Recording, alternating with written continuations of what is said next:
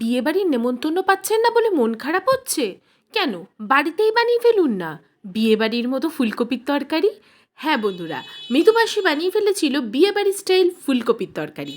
প্রথমেই ফুলকপিগুলোকে হলুদ জলে হালকা ভাপিয়ে নিতে হবে। এরপর মিক্সার গ্রাইন্ডারের মধ্যে ধনে জিরে গুঁড়ো, শুকনো লঙ্কা গুঁড়ো, আদা, টমেটো আর ধনে পাতা দিয়ে একটা পেস্ট বানিয়ে নিতে হবে। এই পেস্টটার কালারটাও কিন্তু একটু গ্রিনিশই হবে।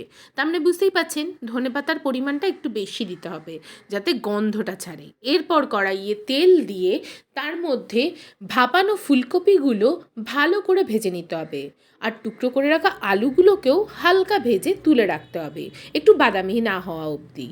এরপর ওই তেলের মধ্যেই গোটা জিরে আর গরম মশলা ফোড়ন দিয়ে তার মধ্যে একে একে বেটে রাখা মশলা দিয়ে ভালোভাবে কষিয়ে তার মধ্যে পরিমাণ মতো হলুদ গুঁড়ো, শুকনো লঙ্কার গুঁড়ো বা কাশ্মীরি রেড চিলি পাউডার দিয়ে ভালোভাবে কষিয়ে নিতে হবে। এরপর দিয়ে দিতে হবে ওর মধ্যে পরিমাণ মতো জল, তারপর স্বাদ মতো নুন।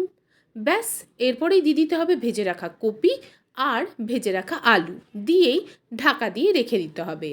আলু আর ফুলকপি সেদ্ধ হয়ে এলেই পরিমাণ মতো চিনি আর দরাজ হাতে ঘি দিয়ে গরম গরম ভাতের সঙ্গে সার্ভ করুন বিয়েবাড়ি স্টাইল ফুলকপির তরকারি।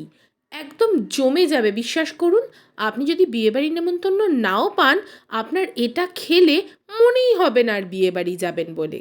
না না, জোকস অ্যাপার্ট, বিয়েবাড়ি অবশ্যই অ্যাটেন্ড করুন, তবে বাড়িতে এটাও ট্রাই করুন।